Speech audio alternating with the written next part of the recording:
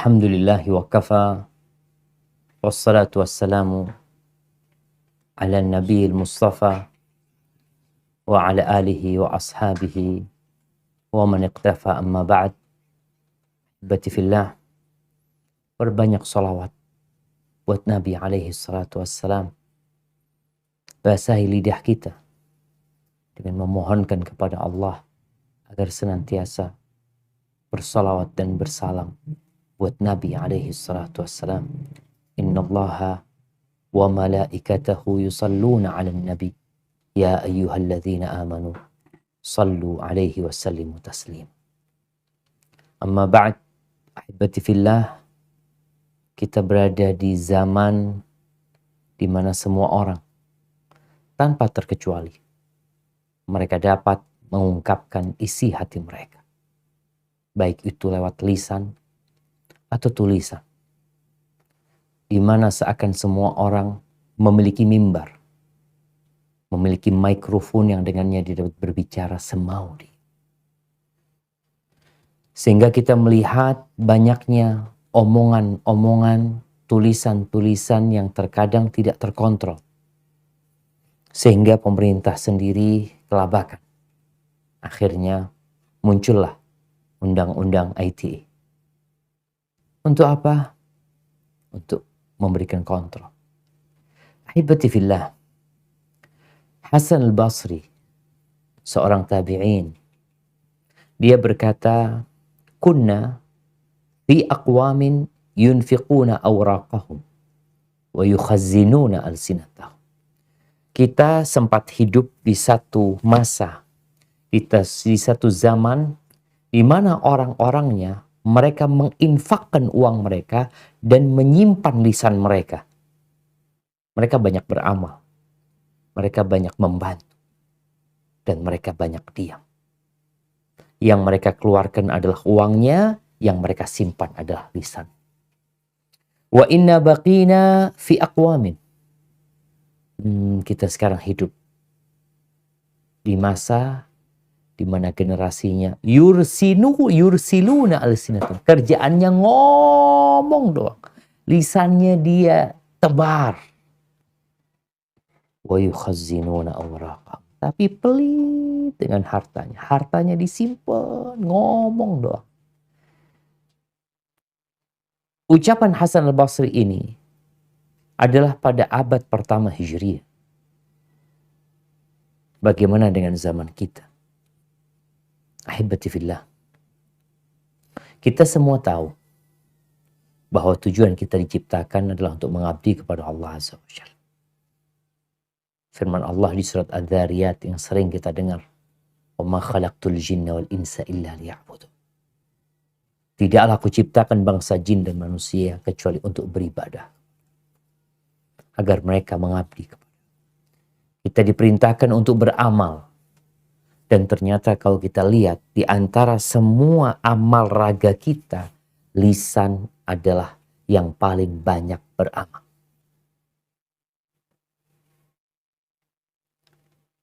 Dalam sholat, engkau bisa bedakan atau engkau bisa bandingkan berapa gerakan lisan dan berapa gerakan tangan.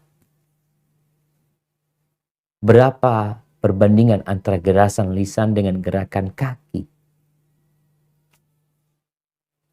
Di setiap gerakan itu, lisan kita ikut bergerak. Allahu Akbar. Allahu Akbar. Belum yang kita baca dalam posisi kita ruku. Yang kita baca dalam posisi i'tidal. Yang kita baca lagi tatkala kita hendak sujud. Yang kita baca dengan lisan kita tatkala kita sujud. Tatkala kita duduk. Bahkan kalau kita lihat, sholat itu dimulai dengan ucapan, diakhiri dengan ucapan. Bisa. Dimulai dengan Allahu Akbar, diakhiri dengan Assalamualaikum warahmatullahi wabarakatuh. Oleh karena itu, Rasulullah SAW bersabda tentang peran lisan ini. Idza asbaha ibnu Adam, fa innal a'dha'a kullaha tukaffirul lisan. Apabila datang waktu pagi, Maka seluruh raga manusia ini dia mewanti-wanti lisannya. Jadi tangan, kulit pun, kepala pun, mata pun seakan berkata kepada lisan ini, ittaqillah fina. Bertakwalah engkau kepada Allah dalam urusan kita nih. Fa innama nahnu bika. Semua raga ini ikut engkau. Ikut engkau lisan. Fa in istaqamta istaqamna. Kalau engkau istiqamah, kami ikut istiqamah. Tapi kalau engkau menyimpang, ya wajazina, kita pun akan turut menyimpang. Hadis rawahu Tirmidzi. Dan Imam Tirmidzi juga meriwayatkan hadis bahwa Nabi SAW pernah berkata kepada Mu'adz bin Jabal. Setelah Mu'adz bertanya tentang amalan yang memasukkan ke surga dan menjauhkan dari api neraka, Nabi menjelaskan tentang rukun Islam, ya. Kemudian beliau menjelaskan tentang amalan-amalan sunnah. Lalu di akhir beliau mengatakan, afala adulluka ala milaki dzalika kullihi. Kau mau nggak aku kasih tahu semua urusan yang intinya ada dalam satu perkara? Kata nah. Lalu Nabi SAW mengeluarkan lisannya. Beliau memegang lidahnya sambil mengatakan, kuffa alaika hadha. Tahan lisan. Jaga lisan. Lalu Mu'adz berkata, ya Rasulullah, wa inna la mu'akhadhuna bima natakallamu bihi. Apakah kita akan diberi hukuman, diazab gara-gara lisan kita? Nabi mengatakan kepada Mu'adz, takilatka ummuka ya Mu'adz. Suatu ucapan yang mengandung teguran keras kepada Mu'adz. Wa hal yakubun nas finnari ala wujuhihim au ala manakhirihim illa hasaidu alsinatim. Wah, itu orang-orang yang tersungkur di dalam neraka, di wajah mereka, di hidung mereka. Karena apa? Karena lisan mereka. Maka kalau kita bicara, kita harus belajar diam sebagaimana kita belajar berbicara. Jadi sebenarnya diam itu kita nggak belajar. Tapi bawaan kita. Bukankah kita keluar dari perut ibunda kita nggak bisa berbicara, lalu kita diajarin berbicara. Diajarin ngomong, umma, abah, diajarin ngomong, minta susu, mau minum air, ya, mau pipis, diajarin kita ngomong. Ketika kita udah pintar ngomong, kita lupa untuk diam. Abu Zayyal rahimahullah ta'ala, beliau mengatakan, ta'allam samt kama tata'allamul kalam. Belajarlah engkau diam sebagaimana engkau belajar berbicara. Fa in yakunil kalam yahdik fa inna samta yaqik. Kalau ucapan itu membimbingmu, memberikan petunjuk kepadamu, sesungguhnya diam itu menjagamu. Walaka fis samti khaslatan. Ada dua keistimewaan dalam berdiam. Ta'khud bihi ilma man huwa a'lam minka. Dengan engkau diam, engkau dapat ilmu dari orang yang lebih alim dari dirimu. Jadi kita dengan diam mendengarkan orang berbicara, mendengarkan orang menjelaskan. Kayak sekarang nih jamaah pada diam, pada nggak boleh ngobrol sendiri, dengerin ustadz ceramah. Selesai itu dapat apa? Dapat ilmu. Wa tadfa bi anka man huwa ajdal minka. Dengan engkau diam, engkau dapat menolak keburukan orang yang pintar ngomong, yang hendak mendebat dirimu. Karena engkau diam, dia nggak bisa berdebat. Karena engkau diam. Maka kita perlu kembali mengulangi masa lalu kita tatkala kita nggak bisa berbicara. Tapi dulu kita nggak berbicara karena memang karena nggak bisa bicara. Belum bisa berbicara. Sekarang kita udah pintar ngomong. Maka kita perlu belajar menahan diri yang ingin ngomong. Karena manusia itu memang suka bicara. Tapi dia lupa bahwa semua yang keluar dari lisannya itu dicatat. Sampai para ulama menyebutkan bahwa semua yang diomongkan oleh manusia itu dicatat. Sam'ani dalam tafsir yang mengatakan, Qala al-Hasan, yani Hasan al-Basri, yaktubul malakani kulla syai'. Malaikat itu mencatat semua, segala sesuatu. Hatta qawlahu li jariyatihi isqinil ma'. Sampai dia mengatakan kepada budaknya, ambilkan air buat aku, kasih aku air, ambilkan sandalku, berikan kepadaku pakaianku. Semuanya ditulis. Wa yuqal, dan ada yang mengatakan, yuktab kullu syai' hatta safirahu bisyurbil ma'. Sampai suara dia minum air, itu pun ditulis. Allah Azza wa Jal mengatakan, wa inna alaikum lahafiz. Ada bersama kalian malaikat-malaikat yang selalu mengawasin kalian, jagain kalian. Kiraman katibin. Mereka malaikat-malaikat yang mulia dan mencatat.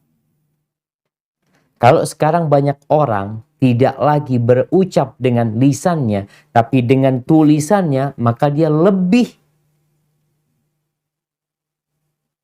mempersaksikan untuk dirinya apa yang dia perbuat. Ini loh tulisanmu. Mungkin kalau aku nggak ngomong itu, ini siapa yang nulis? Engkau yang menulis. Jadi sejatinya manusia tatkala berkomentar, tatkala menulis sesuatu yang terkadang membuat keributan tulisan dia itu, sejatinya dia sedang menulis di rapot dia sendiri. Yang kelak pada hari kiamat akan dikatakan kepada kita, Iqra kitabak, baca kitabmu. Ini loh tulisanmu. Kafa binafsikal yawma alaika hasiba. Cukup engkau yang mengaudit dirimu sendiri. Engkau yang menghisap dirimu sendiri. Hibati fillah. Manusia suka ngomong.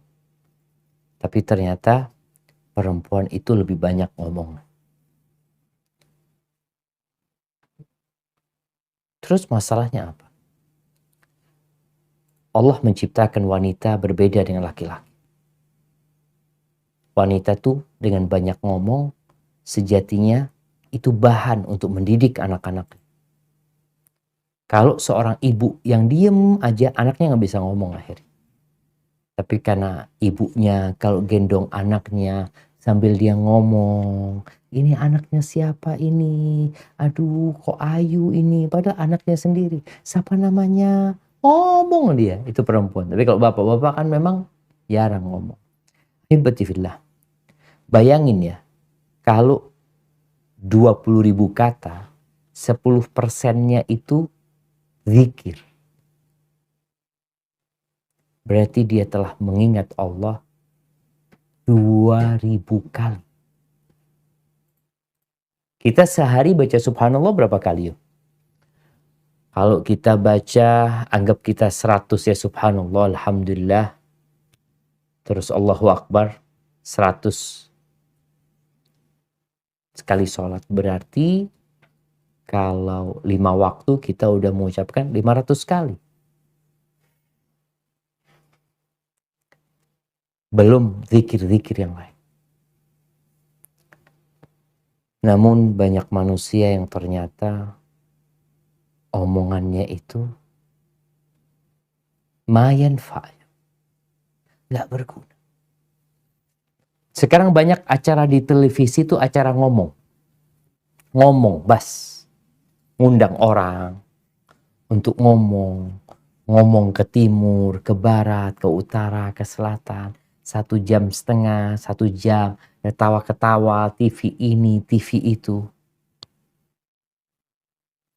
Apa nggak sadar mereka bahwa ada malaikat yang mencatat semua ucapan mereka? Dan Allah Azza wa Jalla di surat An-Nisa ayat 114 mengingatkan manusia agar mereka hati-hati kalau ngomong. Jadi kalau kita mikir yang kita ucapkan itu Yang pertama, ungkapan dosa. Dosa. Isinya riba, namimah, ngomongin orang, dusta. Atau yang kita omongkan itu ya nggak dosa, nggak pahala. Terus apa? Nggak ada. Omong kosong. Terus yang ketiga, ada yang omongan itu berpahala. Mana yang kita lakukan sebenarnya? Kadangkala orang ini habis Isya. Kenapa Nabi SAW melarang? Beliau membenci. Beliau membenci ngobrol ba'dal Isya. Karena orang setelah Isya itu, dia bisa ngobrol. Mau di rumah, mau di kafe, mau di mana. Dari ba'dal Isya sampai tengah malam. Kalau dia mulai ngobrolnya dari jam 8 sampai jam 12 malam, 4 jam dia ngomong. Yang terkadang omongan dia gak ada guna. Maka Allah sebutkan kecuali kalau yang diobrolkan itu bicara tentang sedekah, bicara amar ma'ruf nahi mungkar, bicara ya duduk rapat seakan-akan untuk bicara tentang masa depan, untuk memperbaiki hubungan antara orang-orang yang tidak bertegur sapa, itu baru omongan yang berguna. Umar bin Khattab radhiyallahu ta'ala anhu mengatakan, "Man kathura kalamuhu, kathura saqatuhu." Barang siapa yang banyak ngomong, banyak salahnya. Hitung aja. Semakin sering kau majelis, kumpul sama teman-teman, ngobrol, semakin banyak salah. Tapi kalau orang mau ngomong itu jaga, dia tahan dirinya. Dia mikir dulu. Kira-kira yang Ana sampaikan ini berpahala buat Ana atau enggak? Manfaat buat Ana apa tidak? Jangan-jangan Ana ngomong buat orang sakit hati. Nabi SAW mengarahkan manusia untuk lebih banyak diam daripada berbicara. Bahkan dalam hadis yang diriwayatkan Imam Bukhari dan Muslim, beliau mengatakan, "Man kana yu'minu billahi wal yaumil akhir falyaqul khairan aw liyasmut." Barang siapa yang beriman kepada Allah dan hari akhir, hendaklah dia berbicara yang baik atau diam. Jadi orang diam itu tanda beriman dengan Allah dan hari akhir. Jadi kepingin tahu orang ini beriman nggak ya sama Allah dan hari akhir? Coba engkau lihat. Ngomongnya baik nggak? Tuh ngomongnya kasar, kotor. Yang menunjukkan keimanan dia kepada Allah dan hari akhir lemah sekali. Karena orang yang yakin omongan dia dicatat, yakin omongan dia akan disidangkan nanti, omongan dia dapat menyeret dia ke neraka. Kalau dia yakin dengan hal itu, dia akan tahan diri. Sekarang aja di Indonesia dengan adanya undang-undang ITE itu, mulai orang-orang ngomongnya nggak sembarangan. Mulai takut dia. Karena dia tahu ada yang dilaporkan, bahkan ada yang masuk penjara. Ada yang ditahan. Bagaimana dengan persidangan akhirat yang akan ditegakkan? Maka tanda-tanda orang beriman kepada Allah dan hari akhir, ngomongnya baik atau dia diam. Kalau dia nggak punya bahan yang untuk diobrolkan, maka dia diam. Dan nasihat buat teman-teman yang kadang-kala masih suka ngobrol, tolong engkau menjadi pembuka majelis itu dengan kebaikan. Jadi kalau awal ngobrolnya, biasanya kan mereka memang nggak ada bahan yang mau diobrolkan. Tahu-tahu, ayo duduk ke rumah. Atau di mana, ngobrol, ketemu di sana, ngopi ini itu. Biasanya mereka memang nggak ada bahan. Mau ngobrolin apa nggak ada. Maka apa yang menjadi awal pembukaan, biasanya itu yang akan diobrolkan. Maka tatkala engkau ada di tengah-tengah majelis itu, mulailah dengan kebaikan. Sehingga obrolan itu semuanya tentang kebaikan.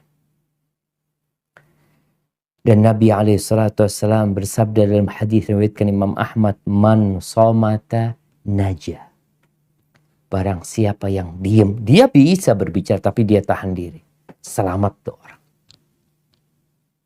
Kenapa? Ya orang kalau sudah banyak ngomong banyak salah. Dan kita lihat bagaimana Rasulullah SAW. Beliau manusia terindah yang pernah ada di muka bumi. Bagaimana gaya hidup beliau dalam urusan berbicara. Yang kita yang mengaku sebagai umatnya, iya, contoh Nabi SAW. Yang cuma ngomong doang. Aku cinta sama Nabi. Simak ibn Harb berkata kepada seorang sahabat, Jabir bin Samurah. Dia kepingin bertanya, kepingin tahu gimana sih hidupnya Nabi SAW. Kunta tujalisu Rasulullah SAW. Apakah engkau duduk bersama Nabi SAW? Bayangin ya, tabi'in ini gak pernah ngelihat Nabi, dia ngelihat para sahabat. Betapa indahnya hidup bersama Nabi. Maka dia tanya sama Jabir bin Samurah, engkau duduk gak sama Nabi SAW? Qala na'am. Iya. Wa kana tawila samti qalila dhahik. Beliau orangnya itu panjang diamnya. Sedikit tertawa. Wa kana ashabuhu yadhkuruna 'indahu asy-syi'r wa asya' min umurihim. Dan biasanya sahabat-sahabat cerita ya tentang syair-syair, tentang urusan-urusan mereka. Wa fayadhakun. Sahabat ketawa. Bagaimana Nabi SAW? Wa rubbama tabassam. Nabi mungkin beliau cuma tersenyum. Alaihi salatu wassalam. Hadis rawahu Ahmad. Dan kata Aisyah radhiyallahu taala anha, nih seorang istri yang hidup mendampingi suami bertahun-tahun sehingga dia tahu dengan suami. Apa kata Aisyah tentang suaminya? Radhiyallahu taala anha. Anna Nabiya sallallahu alaihi wasallam kana yuhaddithu hadithan law addahu al-'ad la ahsa. Nabi SAW tuh kalau lagi ngobrol sama para sahabatnya, cerita sama para sahabatnya, beliau tuh omongannya bisa dihitung loh. Jadi kalau ada orang yang mau ngitung berapa kalimat yang Nabi ucapkan, bisa dia menghitung. Ini menunjukkan sedikitnya omongan Nabi SAW dan semua omongannya bermanfaat.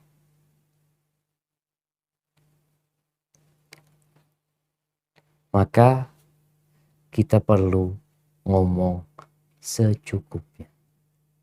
Ya perlu ngomong, nggak perlu nggak usah. Kenapa? Ada malaikat yang nyatat. Bihasabir rajul an yablugha hajatahu. Kalian itu jangan ya ngomong terlalu banyak gitu. Ngomong perkara-perkara yang kalian nggak ada perlunya. Hindari hal itu. Apa kata Anas bin Malik radhiyallahu ta'ala, kalau kita melihat nih para sahabat itu mengajarkan kepada para tabi'in, kepada generasi yang selanjutnya agar mereka menjaga lisan mereka, agar mereka belajar diam sebagaimana mereka belajar berbicara. Anas bin Malik mengatakan, la yattaqillaha 'abdun haqqa tuqatihi hatta yakhzina min lisani. Orang itu tidak akan sampai ketakwaan yang maksimal, ketakwaan yang sebenarnya sampai dia menjaga lisannya. Di surat Ali Imran ayat 102 yang sering kita dengar khatib Jumat membacakan ayat ini. Dan Nabi SAW biasa membacakannya dalam khutbatul hajah. Ya ayyuhalladzina amanu ittaqullaha haqqa tuqatihi wa la tamutunna illa wa antum muslimun. Wahai orang-orang yang beriman, bertakwalah kepada Allah dengan sebenar-benarnya takwa. Humaid ibn Hilal, seorang tabi'in, mendapatkan nasihat dari Abdullah bin Amr bin As. Sahabat nih kasih nasihat kepada generasi selanjutnya. Dzar ma lasta minhu fi syai'. Tinggalkan Kau yang nggak ada perlunya, tinggalkan. Yang kau nggak ada butuhnya sama urusan itu. Wala tantik fima la ya'ni. Jangan ngomong yang tidak ada gunanya buat engkau. Wakhzin lisanaka ma takhzin darahimak. Simpan lisanmu sebagaimana kau menyimpan uang. Di mana kita simpan uang? Di berangkas besi. Di dompet. Kita taruh di tempat yang tersembunyi. Jaga lisanmu seperti kau menjaga. Kenapa? Karena kita akan dihisap dengan apa yang kita ucap. Hudzaifah ibnul Yaman, seorang sahabat Nabi, dia mengatakan, innal kalama bisab'ati aghlaq. Omongan itu melalui proses 7 kunci. Ada 7 kunci sampai jadi omongan. Yang pertama apa? Idza kharaja minhu kutib. Kalau sudah keluar, ditulis. Idza lam yakhruj, lam yuktab. Kalau belum keluar, nggak ditulis. Jadi ada 7 kunci nih. Kalau sudah keluar, ya udah ditulis. Tapi kalau belum, masih di tengah, nggak jadi, maka nggak ditulis. Yang pertama, al-qalb. Hati. Orang tuh kalau ngomong, dari hatinya dia ngomong. Karena lisan ini gayungnya hati. Dari hati akan keluar ke tenggorokan. Lewat amandel nih. Lewat sana. Itu yang kedua. Yang ketiga, al-lisan. Lisan itu sendiri. Kemudian yang keempat dan kelima adalah langit-langit. Mulutnya. Makanya orang kalau sumbing itu sulit dia berbicara. Kemudian kedua bibir. Kalau sudah keluar, tapi masih, orang kan ngomong kan mesti buka mulut dia. Buka kedua bibir. Tapi kalau masih belum keluar, belum bicara. Artinya prosesnya panjang sebenarnya. Maka orang yang berakal, sebelum dia mengucapkan, maka dia akan berpikir dengan hatinya. Allahu Akbar jamaah. Kita perlu menjadi muslim yang bersahaja. Kita perlu muslim yang sebenarnya. Karena jangan sampai engkau menjadi penyebab agama yang indah ini tercoreng. Gara-gara omongan. Gara-gara bikin status yang tidak tepat. Gara-gara membuat pernyataan yang sejatinya seharusnya engkau tidak melakukan hal itu. Menyakitin banyak orang. Yang Rasul sallallahu alaihi wasallam beliau bersabda dalam hadis yang diriwayatkan Imam Tabrani, afdhalul mu'minina islaman. Orang Islam yang paling mulia siapa? Man salimal muslimun min lisanihi wa yadihi. Yang orang Islam lainnya selamat dari lisannya dan tangan. Dia nggak nyakitin orang dengan lisan. Tidak. Bagaimana cerita sahabat kepada Nabi SAW tentang seorang wanita. Taqumul lail, tasumun nahar, wa tatasaddaq. Nih orang sholat malam, rajin sholat malam. Tekun puasa sunnah. Dan suka bersedekah. Tapi masalahnya dia itu di lisannya itu pedes kalau ngomong. Tu'dhi jirana. Suka menyakiti tetangga. Apa kata Nabi SAW? La khair. Nggak ada baiknya nih perempuan. Iya finnar. Di neraka tempat. Gara-gara apa? Gara-gara nggak belajar diem. Ada perempuan yang ember ya. Ngomong yang kadang kala membuat tetangganya sakit hati. Dan dia nggak peduli dengan itu. Malaikat peduli. Malaikat mencatat. Mungkin kau tidak peduli. Mungkin kau menganggap biasa. Tapi malaikat akan mencatat. Bahwasanya omonganmu telah membuat tetangga-tetanggamu tersakiti hati. Terus gimana cara kita belajar diam? Ini poinnya. Terus gimana Ustaz supaya kita ini, ya tadi, kita belajar diam sebagaimana belajar berbicara. Yang pertama adalah mengetahui keutamaan diam dan bahaya berbicara. Udah kita bahas tuh. Kalau kau dengar sudah ayat-ayatnya. Sabda Nabi SAW, ucapan para sahabat yang mereka menegaskan bahwasanya pentingnya diam. Terus yang kedua, kuatkan imanmu.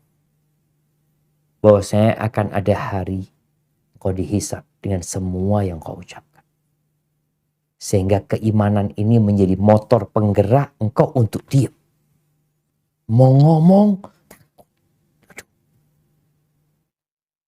ini omonganku kira-kira dicatat di timbangan kebaikan atau keburukan. Maka kalau sudah engkau sampai ke titik itu, insya Allah engkau akan dapat menahan ucapan. Yang ketiga, menggunakan lisan ini untuk berzikir. Dalam sebuah athar disebutkan la tukthirul kalam bi ghairi dzikrillah. Engkau jangan banyak bicara selain dengan berzikir kepada Allah. Fa inna kathratal kalama bi ghairi dzikrillah qaswatun lil qalb. Kan orang kalau sudah banyak ngomong, yang omongannya tidak mengandung zikir kepada Allah, maka hatinya akan keras. Wa inna ba'dan nas minallah al-qalbul qasi. Orang yang paling jauh dari Allah adalah orang yang hatinya keras. Maka perbanyak zikir. Kata Nabi SAW, ad-dunya mal'unatun mal'unun ma fiha. Dunia ini terkutuk. Dunia ini terlaknat. Dan semua yang di dalamnya ikut terlaknat. Kecuali apa? Illa zikrullah. Kecuali mengingat Allah. Wa ma wala. Dan ketaatan-ketaatan lain.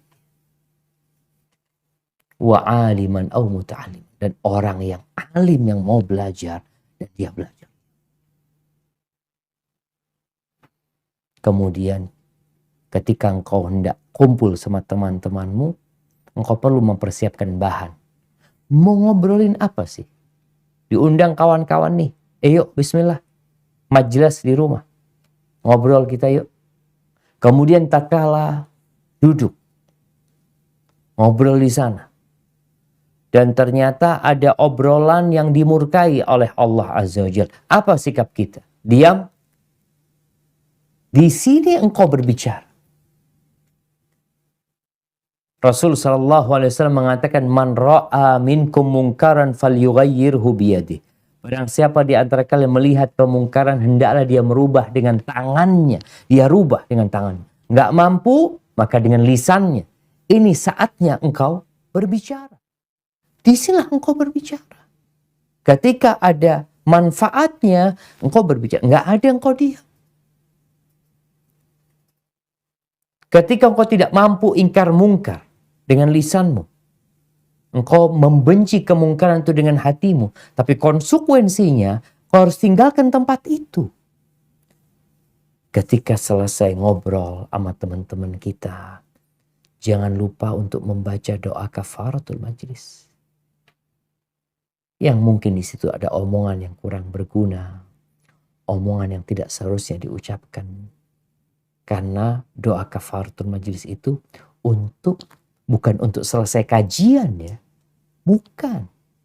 Tapi untuk selesai ngomong. Selesai kita kumpul sama kawan-kawan kita. Ingatkan tatkala mau pergi, jangan lupa baca doa kafaratul majlis semua. Bukan ucapan yang dipimpin bersama. Enggak, setiap orang mengucapkannya. Dengan lisan yang penuh dengan keyakinan dengan hatinya. Dia memohon kepada Allah Azza wa Jal. Subhanakallahumma wa bihamdika. Asyhadu an la ilaha illa anta astaghfiruka wa atubu ilaik. Dia menyucikan Allah, memuji Allah, bersyahadat bahwa tiada yang berhak disembah kecuali Engkau. Aku memohon ampun kepadamu dan bertobat. Maka di sini dalam rangka kita belajar untuk diam, engkau perlu memohon kepada Allah selalu agar diberi petunjuk. Karena banyak di antara kita yang menganggap biasa, biasa ngomong. Engkau lihat tiap hari dia bikin komentar, dia bikin tulisan, atau dia bikin konten ini dan itu, tanpa pernah berpikir bahwa semuanya dicatat. Semuanya akan dimintain pertanggungjawaban. Apakah kita sudah siap mempertanggungjawabkan segala?